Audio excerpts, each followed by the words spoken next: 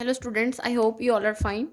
Students, as you know that from the last lecture we have been discussing about trigonometric integrals, and also we have discussed about the integrals that involve the powers of sines and cosines functions. For example, the integral of this form, where we are given the power of some sine function, also some cos function. Okay.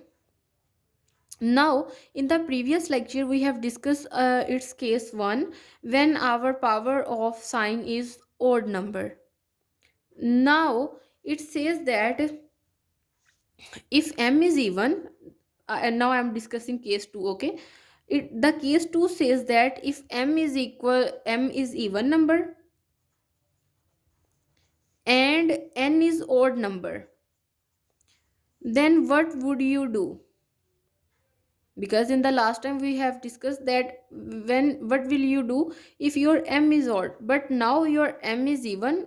It is even number, it can be any number like 0 2 4, because you know that if you substitute here 0, then something part 0 is equals to 1, then it will not put impact on your integral, means your integral wouldn't get equal to 0. Okay, and that's why now it says that if your n is odd, what would you do? Now first of all I will explain an example, and then after that I will explain what the rule 2 or case 2 says. Now students, this is our example. Here you know that our m is 0, because something part 0 is equals to 1, then there is no need to write here 1. And our n is odd, means the power of cosine function is an odd number. Okay, n is equals to 5, that means it is an odd number. And here our m is equals to 0, as I explained earlier. Okay, because we know that if I write here sine 0x is equals to 1. Okay, now the case 2 says that if you are involved with this kind of integral, then you have to separate the your cosine function in such a way you write it an even power and separate one power from it. Like I separate cos 4x and cosine x separately. Now in the next step, as you know that our cos square x plus sine square x is equals to 1. That means if I need here the value of cos square, let me write first. As you know that we can write it as this one, because you know that if in the next step we multiply these two powers, then we will get cos 4x. So that's why if you find from here the value of cos square x to substitute here, then it will become equal to cos square x is equals to 1 minus sine square x. Okay, so that's why if you substitute your value here, then you will get integral sign as it is, the value of cos square x, that is equal to 1 minus sine square x and whole square times cos x and dx. Okay, then in the next step you have to use the substitution in a way that you have to let u is equals to sine x.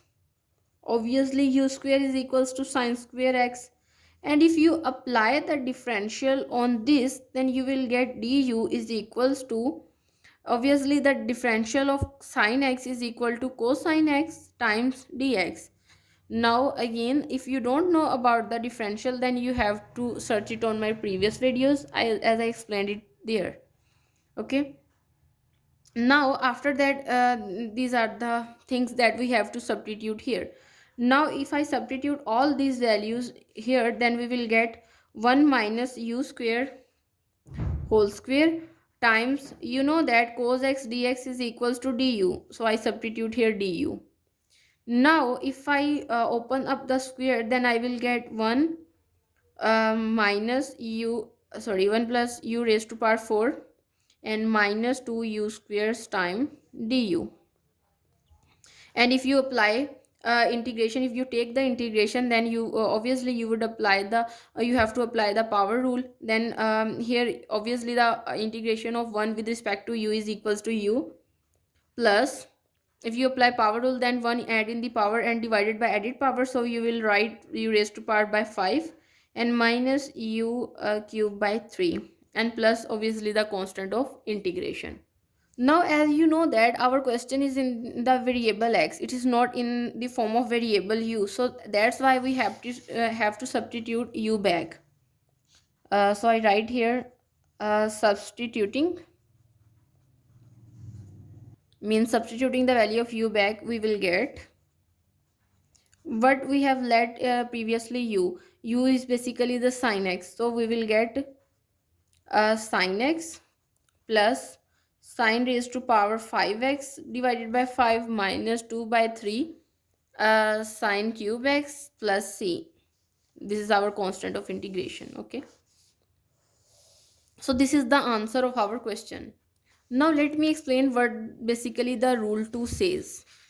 The rule 2 says, for example, if the power of n is odd, then you have to separate. Obviously, if your n is odd, then you can write it as 2k plus 1, means the multiple of even number plus 1. Because then after that, if you put here any value of k, you will get an even number, and then after that, if you add it in 1 in that, then you will get an odd number. So it says that if you get, as obviously cos nx is equals to cos raised to power 2k plus 1x, and if you split the terms, then you will get 2k x and cos x, and after that if you write here cos square x raised to power k and cos x.